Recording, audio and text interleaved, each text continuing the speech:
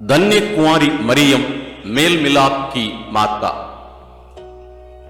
The blessed virgin मेरी, the mother of reconciliation. मां मरियम के जन्मोत्सव की तैयारी का तीसरा दिन, स्वास्थ्य की माता वेलांगनी की नवरोजी प्रार्थना का तीसरा दिन। हम मां मरियम के जन्मोत्सव मनाने के लिए अपने आप को तैयार कर रहे हैं। तैयारी के 9 दिनों की आज तीसरे इस दिन में हम इस महत्वपूर्ण विषय पर मनन कर रहे हैं। धन्य कुंवारी मरियम मेल मिलाप की मां, द मदर ऑफ रिकंसिलिएशन। ये बहुत ही महत्वपूर्ण एक विषय है हमारे क्रिस्तीय जीवन में। यहां तक हमारे मानव जीवन में मां मरियम का एक बहुत ही महत्वपूर्ण एक योगदान है जिसको और कोई भी नहीं ले सकता।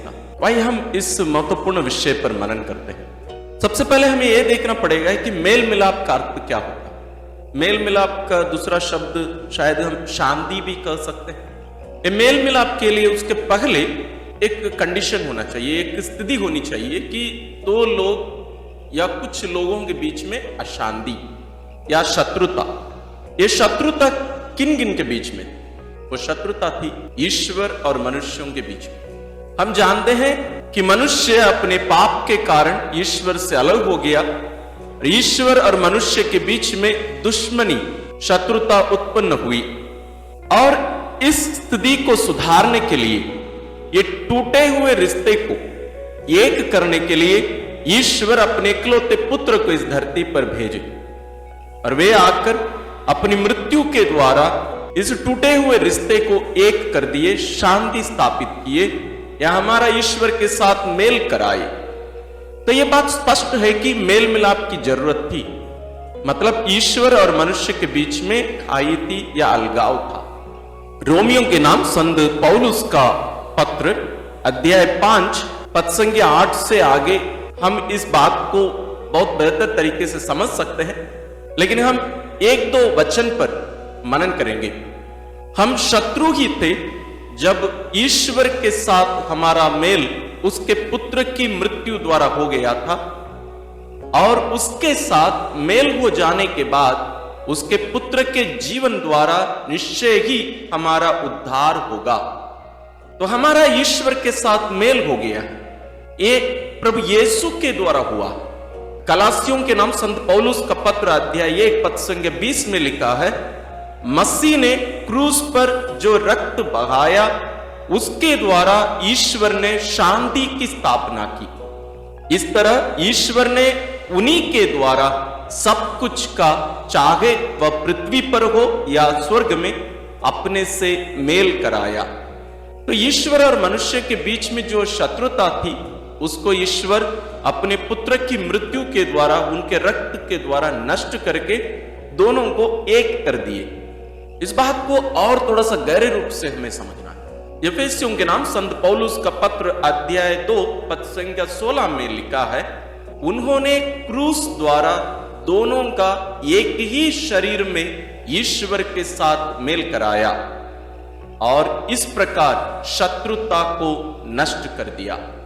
एक ही शरीर में ईश्वर के साथ मेल कराया। और पद संख्या 14 में संत पौलुस लिखते हैं, क्योंकि वही हमारी शांति है, ही इज आवर रिकंसिलिएशन। तो ये मेल मिलाप केवल एक कार्य नहीं है, ये मेल मिलाप एक व्यक्ति है। लेकिन हम यहां मनन कर रहे हैं धन्य कुंवारी मरियम मेल मिलाप की माता। इन वचनों के द्वारा हम ये देखें कि प्रभु यीशु अपनी मृत्यु के द्वारा हमें ईश्वर के साथ एक कर दिए, ईश्वर के साथ हमारा मेल कराए। लेकिन उनकी मृत्यु के पहले ही वास्तव में वो मेल मिलाप का कार्य प्रारंभ हो चुका था। कहां पर? एक कोई जगह पर नहीं, बल्कि एक व्यक्ति के गर्भ में। वही है धन्य कुंवारी मरियम का गर्भ। उस पवित्र स्थान पर जहां पुत्र ईश्वर पवित्र आत्मा के द्वारा वहां प्रवेश किए मरियम के गर्भ में, वहां से मरियम के शरीर लेकर अपने साथ उस शरीर को एक कर दिए। मतलब शरीर धारण का अर्थ त्रिएक ईश्वर में से जो दूसरा व्यक्ति है, यानी पुत्र ईश्वर मानव रूप धारण करना, वो व्यक्ति मरियम के गर्भ में प्रवेश करते हैं और वहां से मरियम से शरीर धारण करते हैं। धन्य कुंवारी मरियम से जो शरीर धारण किए थे, ये सारी मानवता का शरीर है। यानी प्रभु यीशु के शरीर में अब मेल मिलाप हो चुका है। मतलब उनके शरीर में जिस शरीर को वे धारण किए, उसका ईश्वर के साथ मेल हो जाता है। अब वे एक व्यक्ति, उनमें दो स्वभाव है, ईश्वरीय स्वभाव और मानवीय स्वभाव।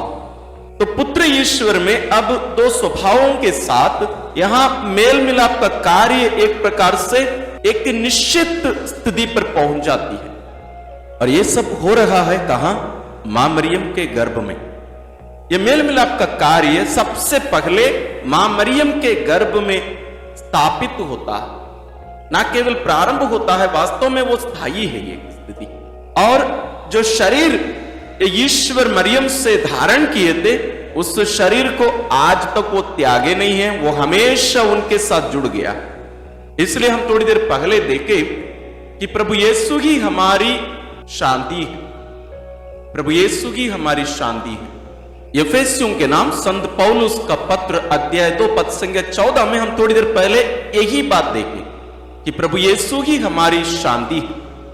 ये जो शांति है, जिनका नाम स्वयं प्रभु यीशु है, वो मरियम के गर्भ में रहे 9 महीने तक। और उस गर्भ को वो कोई एक फैक्ट्री के रूप में उपयोग नहीं किए, बल्कि वास्तव में एक मां के रूप में मरियम को स्वीकार करके मरियम के गर्भ में वे रहे। जैसे हम हर एक हमारी मां के गर्भ में 9 महीनों तक रहे, और जिस रीति से हम हमारी मां को मां कहकर पुकारते हैं, बुलाते हैं, उतने ही वास्तविकता के साथ, सच्चाई के साथ प्रभु यीशु भी धन्य कुंवारी मरियम को मां कहकर बुलाए। मरियम के गर्भ से बाहर निकलने के बाद या थोड़ा सा बड़े होने के बाद प्रभु यीशु अपनी मां को त्यागे नहीं थे। वे सदैव, जैसे हम हमारी मां के साथ, पिता के साथ जुड़े रहकर रिश्ते में बने रहते हैं, वैसे ही प्रभु यीशु भी धन्य कुंवारी मरियम के साथ हमेशा से जुड़े रहे, उनका आदर सम्मान करते हुए उनके अधीन में रहे। हम वचनों में इसको पढ़ सकते हैं। तो यह बात स्पष्ट हो रही है कि प्रभु यीशु जो हमारी शांति है, जो मेल मिलाप कराए हमारे ईश्वर के साथ, वे धन्य कुंवारी मरियम के बेटे हैं। तो हम कह सकते हैं वो मेल मिलाप की मां है, यानी प्रभु यीशु ही हमारा मेल मिलाप है, हमारी शांति है। अब हम आते हैं हमारे जीवन में, आज के परिवेश में, जब हम ईश्वर से अलग हो जाते हैं हमारे दैनिक जीवन के पापों के कारण, वो कैसे हमारा पुनः ईश्वर के साथ मेल कराने का कार्य कर सकती है। और इसके लिए एक शर्त है, एक कंडीशन है कि हमें धन्य कुंवारी मरियम को हमारी मां के रूप में स्वीकार किया रहना जरूर। जब तक हम स्वीकार नहीं करेंगे, ये कार्य हमारे जीवन में संपन्न नहीं हो सकता। तो मां मरियम कैसे करती है? हम प्रथम दिन में हमने मनन किया कि धन्य कुंवारी मरियम पापियों का शरण है। वहां हमने देखा है कि कैसे हम मां मरियम के पास भरोसे के साथ जाकर हम ईश्वर की दया का अनुभव कर सकते हैं। और यहां हम मनन कर रहे हैं कि धन्य कुंवारी मरियम मेल मिलाप की मां है। तो मां मरियम सबसे पहले, जैसे एक घर में मान लीजिए एक बेटा अपने पिता के साथ लड़ाई किया, मां क्या करती है? मां दोनों से जाके बात करती है, बेटे को समझाने लगती है, साथ में अपने पति को भी समझाने लगती है। वही कार्य मां हमारे साथ भी करती है। जब हम मां को हमारे जीवन में जगह देते हैं, स्थान देते हैं, महत्व देते हैं, तो मां हमारे साथ भी वही करती है, हमसे भी बातें करती है, हमसे भी कहती है कि बेटा देखो ये ठीक नहीं है, तुम्हें ऐसे नहीं रहना चाहिए, तुम्हें पिता के पास वापस लौटकर उनसे मेल करा लेना चाहिए, क्योंकि वो तुम्हारे पिता हैं। और जैसे मां अपने पति से, उस बेटे के पिता से बात करती है, उनके लिए दया की भीख मांगती है, क्षमा मांगती है, उसी प्रकार मां मरियम आपके लिए और मेरे लिए आज भी करती है। हम हर एक के लिए विनती करती है, दया की, क्षमा की मांग करती है पिता से। दूसरी बात, ये दोनों से जरूर बात करती, उसके साथ साथ हम में वो पाप का बोध भी कराती। और जैसे मैंने कहा, इसके लिए एक शर्त, एक कंडीशन है कि हमें मां को हमारे जीवन में महत्व देना अनिवार्य है। जैसे उदाहरण के लिए, माँ लोग जैसे पहले खाना बनाते थे, अब ये तो गैस है, पहले जैसे चूल्हा में खाना बनाते थे, हाथ में वो राख लग जाता था और चेहरे में कुछ पसीना आ गया या कुछ हुआ तो माँ लोग क्या करती थी, बहन लोग क्या करती थी, अपने हाथ से चेहरा पोंछ लेती थी और अनजाने में ही वो राख चेहरे पे लग जाता था, काला उधर उधर चेहरे में दिख जाता था। आजकल तो बहुत कम ऐसे होता है। तो उस बहन को, उस माँ को कैसे पता चलेगा कि उनके चेहरे में कुछ काला हुआ या कुछ गंदगी? उसके लिए उन्हें आईना देखना पड़ेगा या कोई व्यक्ति आईना बनकर उनके सामने खड़े होकर उनको बताना पड़ेगा, बहन या मां, आपके चेहरे में कुछ है। यही कार्य मां मरियम हमारे जीवन में करती। जब हम पाप में डूबे रहते हैं, मां मरियम हमारे सामने आकर खड़े हो जाती है और बोलती है, देखो बेटा, ये पाप। तो हमारे जीवन में पाप का बोध कराने का कार्य भी मां मरियम करती है। इसको वे अपने जीवन द्वारा भी हमें सिखाती हैं। जब हम वचन पढ़ते हैं, ये तीसरा रूप में है, जब हम वचन पढ़ते हैं, वचनों के द्वारा वे हमें उस पाप का बोध कराती हैं। वो हमें सिखाती हैं कि देखो, ऐसे करना पाप है। ईश्वर के साथ मेल कराकर उनकी इच्छा अनुसार जीना ही हमारे लिए लाभदायक है। ये मां मरियम हमें सिखाती है। चौथा है, जैसे प्रभु यीशु स्वयं कहे हैं कि उनके बहुत सारे भेड़े हैं, उन सबको उन्हें एकत्र करना है ताकि एक चरवाहा और एक ही भेड़शाला होगी। संत योहन रचित सुसमाचार अध्याय 10 पद संज्ञा 16 में हम इसको पढ़ सकते हैं। तो मां मरियम ये कार्य करती है। कैसे करती है? जैसे हम प्रेरित चरित्र में पढ़ते हैं, प्रारंभिक कलीसिया में मां मरियम प्रेरितों को, शिष्यों को एक सूत्र में बांध कर रखने का कार्य करती। जब शिष्य लोग बिखर रहे थे, मां मरियम उनको एकत्रित करती थी, उनसे बातें करती थी, उनके साथ मिलकर ईश्वर से प्रार्थना करती थी। और वह कार्य आज भी मां मरियम करती है। इसलिए हम कहते हैं, जिस परिवार में पवित्र रोजरी विंदी की जाती है, उस परिवार एक साथ जीता है। वह परिवार एक साथ जीता है। क्यों? क्योंकि उसको जोड़ने का कार्य मां मरियम करती है। इसलिए मैंने प्रारंभ में ही कहा, हमें मां मरियम को हमारे जीवन में महत्व देने से ही है वो पाएगा, अन्यथा हम उनकी बातें मानेंगे ही नहीं। पांचवी बात है, जैसे मां मरियम एलिजाबेथ से भेंट करने जाती है, वहां वो अकेले नहीं जाती, वास्तव में ईश्वर को, प्रभु को ले जाती है वहां। उसी प्रकार मां मरियम हमारे जीवन में भी यीशु को ले आकर हमें उनके साथ मेल कराती है। जब हम ईश्वर से अलग हो जाते हैं, तो प्रभु यीशु को हमारे जीवन में लाने के द्वारा हमारा ईश्वर के साथ बारंबार मेल कराती रहती हैं। तो इस प्रकार हम देखते हैं कि मां मरियम को हम मेल मिलाप की मां कह सकते हैं, लेकिन उसके लिए हमें मां मरियम को हमारे जीवन में महत्व देना, मां के रूप में स्वीकार करना और उनकी बातों को मानकर उसके अनुसार चलना अनिवार्य है। वेलांगनी में विराजमान स्वास्थ्य की माता हम सबों के लिए प्रार्थना करें, विनती करते रहें और प्रभु यीशु को हमारे जीवन में बारंबार लाए। और जब कभी हम ईश्वर से दूर हो जाएं, हमें पाप का बोध करा के वे हमें ईश्वर के साथ मेल कराते रहें, ताकि हम ईश्वर के उद्धार का, शांति का अनुभव करके हम अनंत जीवन तक पहुंच पाए। अब हम तीसरे दिन की नोवेना प्रार्थना में प्रवेश करते हैं। तीसरा दिन। हे हमारी प्रेमी माता, हे सच्चरित्र के आदर्श, तुझे प्रणाम।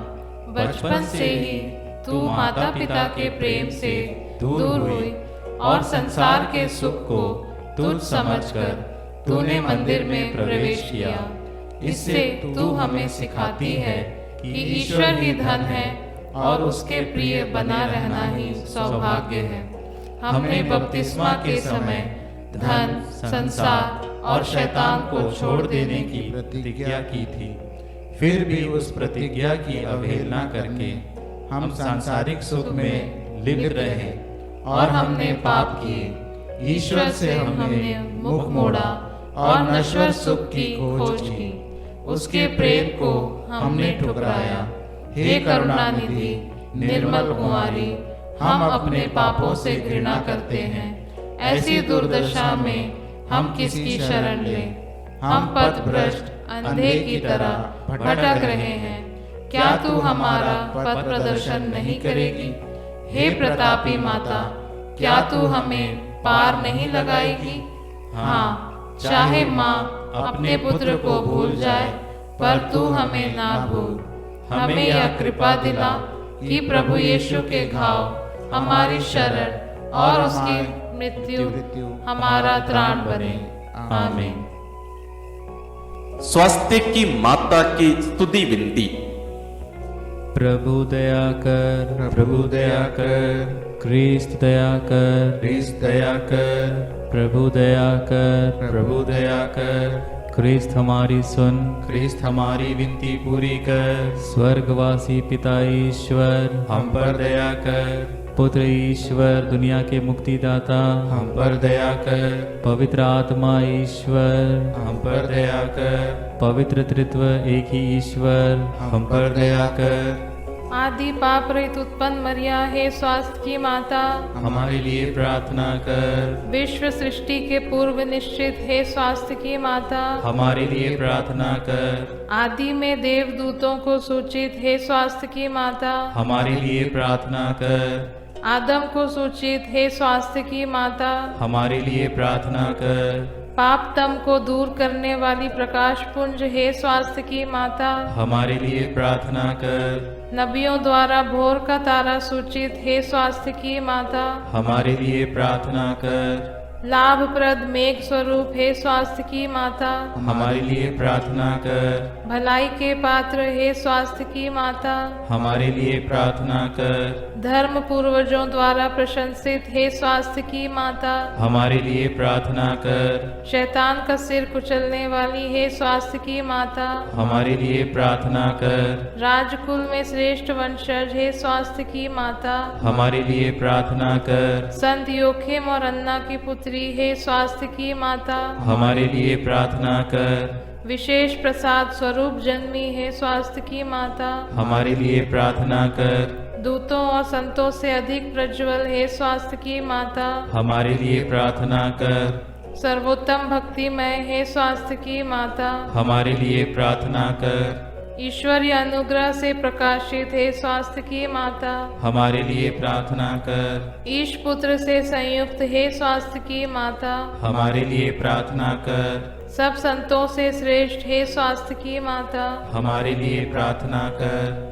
जन्म से ही स्वर्गीय प्रकाश से भासित, हे स्वास्थ्य की माता, हमारे लिए प्रार्थना कर। तेरे जन्म पर स्वर्ग में जय जयकार हुआ, हे स्वास्थ्य की माता, हमारे लिए प्रार्थना कर। जन्मते ही ईश्वर को अर्पित, हे स्वास्थ्य की माता, हमारे लिए प्रार्थना कर। अत्यधिक धूरम नाम से सुसज्जित, हे स्वास्थ्य की माता, हमारे लिए प्रार्थना कर। बाल्यावस्था में ही मंदिर में अर्पित, हे स्वास्थ्य की माता, हमारे लिए प्रार्थना कर। सर्वश्रेष्ठ कुंवारी, हे स्वास्थ्य की माता, हमारे लिए प्रार्थना कर। सभी मठवासिनियों का आदर्श, हे स्वास्थ्य की माता, हमारे लिए प्रार्थना कर। पीड़ितों को धैर्य देने वाली, हे स्वास्थ्य की माता, हमारे लिए प्रार्थना कर। अपने भक्तों का दृढ़ आसरा, हे स्वास्थ्य की माता, हमारे लिए प्रार्थना कर। सब संतों का सरताज, हे स्वास्थ्य की माता, हमारे लिए प्रार्थना कर। हे ईश्वर के मेमने, जो संसार के पाप हर लेता है, प्रभु हमें क्षमा कर। हे ईश्वर के मेमने, जो संसार के पाप हर लेता है,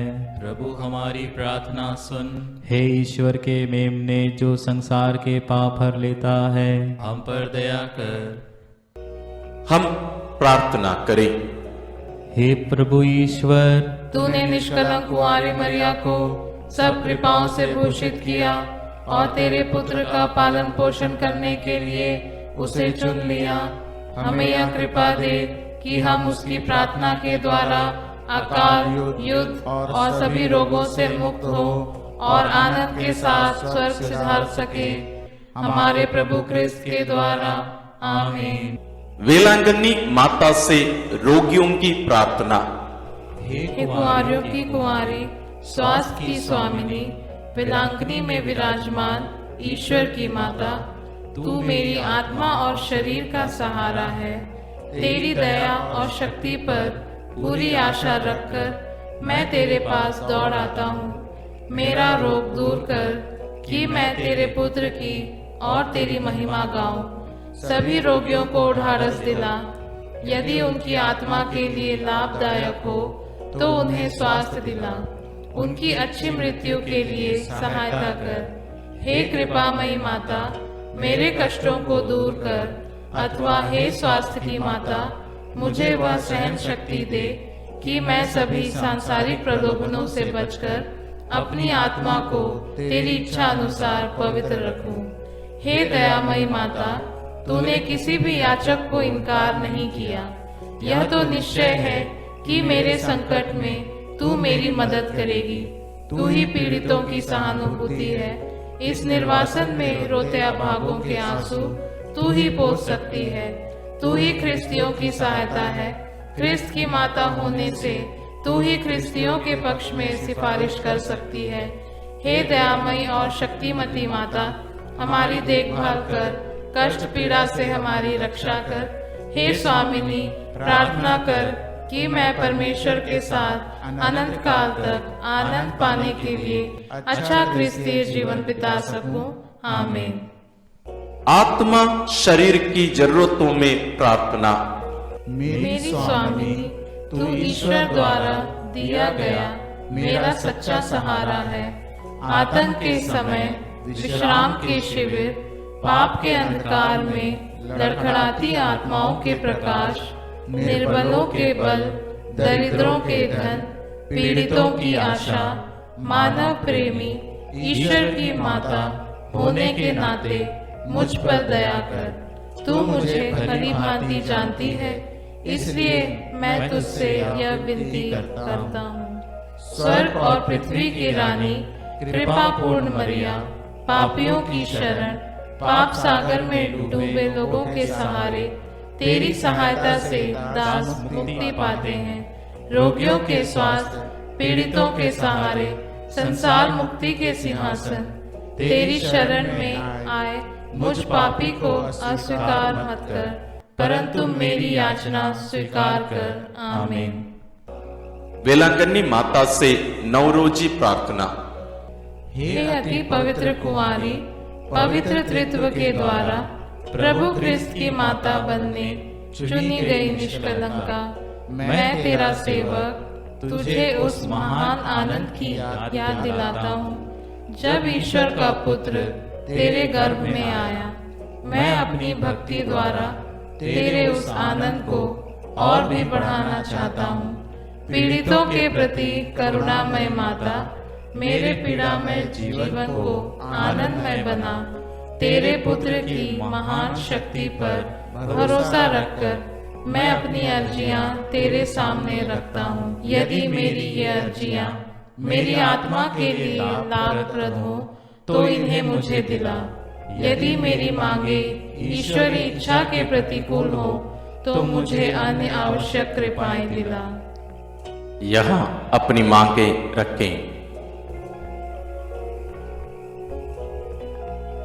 हे ईश्वर की माता, तुझ पर मेरा भरोसा है, इसलिए मैं यह नौरोजी प्रार्थना कर रहा हूँ। यीशु के जन्म के समय जो आनंद तुझे प्राप्त हुआ उसकी हम याद करते हैं और उसके सम्मान में यह नौरोजी प्रार्थना करते हैं। तू उसे सुन और मेरे नौ प्रणाम मरिया को भी स्वीकार कर। प्रणाम मरिया, कृपा पूर्ण, प्रभु तेरे साथ है। धन्य है तू स्त्रियों में और धन्य है तेरे गर्भ का फल यीशु। हे संत मरिया, ईश्वर की माँ, प्रार्थना कर हम पापियों के लिए अब और हमारे मरने के समय। आमीन। प्रणाम मरिया, कृपा पूर्ण, प्रभु तेरे साथ है। धन्य है तू स्त्रियों में और धन्य है तेरे गर्भ का फल यीशु। हे संत मरिया, ईश्वर की माँ, प्रार्थना कर हम पापियों के लिए अब और हमारे मरने के समय आमीन। प्रणाम मरिया, कृपा पूर्ण, प्रभु तेरे साथ है। धन्य है तू स्त्रियों में और धन्य है तेरे गर्भ का फल यीशु। हे संत मरिया, ईश्वर की माँ, प्रार्थना कर हम पापियों के लिए, अब और हमारे मरने के समय आमीन। प्रणाम मरिया, कृपा पूर्ण, प्रभु तेरे साथ है। धन्य है तू स्त्रियों में और धन्य है तेरे गर्भ का फल यीशु। हे संत मरिया, ईश्वर की माँ, प्रार्थना कर हम पापियों के लिए, अब और हमारे मरने के समय आमीन। प्रणाम मरिया, कृपा पूर्ण, प्रभु तेरे साथ है। धन्य है तू स्त्रियों में और धन्य है तेरे गर्भ का फल यीशु। हे संत मरिया, ईश्वर की माँ, प्रार्थना कर हम पापियों के लिए, अब और हमारे मरने के समय आमीन। प्रणाम मरिया, कृपा पूर्ण, प्रभु तेरे साथ है। धन्य है तू स्त्रियों में और धन्य है तेरे गर्भ का फल यीशु। हे संत मरिया, ईश्वर की माँ, प्रार्थना कर हम पापियों के लिए, अब और हमारे मरने के समय आमीन। प्रणाम मरिया, कृपा पूर्ण, प्रभु तेरे साथ है। धन्य है तू स्त्रियों में और धन्य है तेरे गर्भ का फल यीशु। हे संत मरिया, ईश्वर की माँ, प्रार्थना कर हम पापियों के लिए, अब और हमारे मरने के समय आमीन। प्रणाम मरिया, कृपा पूर्ण, प्रभु तेरे साथ है। धन्य है तू स्त्रियों में और धन्य है तेरे गर्भ का फल यीशु। हे संत मरिया, ईश्वर की माँ, प्रार्थना कर हम पापियों के लिए, अब और हमारे मरने के समय आमीन। प्रणाम मरिया, कृपा पूर्ण, प्रभु तेरे साथ है। धन्य है तू स्त्रियों में और धन्य है तेरे गर्भ का फल यीशु। हे संत मरिया, ईश्वर की माँ, प्रार्थना कर हम पापियों के लिए, अब और हमारे मरने के समय आमीन। हे ईश्वर की पवित्र माँ, संत गैब्रियल के नम्र प्रणाम के साथ मैं भी तुझे प्रणाम करता हूँ। मेरी यह कामना है कि ये प्रणाम मरिया तेरे मुकुट के तारे बनकर चमके। हे पीड़ितों के आश्रय, सभी संतों के पुण्य कार्यों के खातिर तू मेरी यह मांग पूरी कर। तेरे और तेरे पुत्र के प्रेम की याद करके मेरी यह अर्जी स्वीकार कर और ईश्वर से यह मुझे प्रदान कर। आमीन। प्रभु आप लोगों के साथ हो। सर्वशक्तिमान ईश्वर पिता और पुत्र और पवित्र आत्मा का आशीर्वाद आप लोगों पर उतरे और सदा बना रहे। आमीन। स्वास्थ्य की माता वेलांगनी के द्वारा ईश्वर हम सबों को, आप सबों को विशेष आशीष प्रदान करें।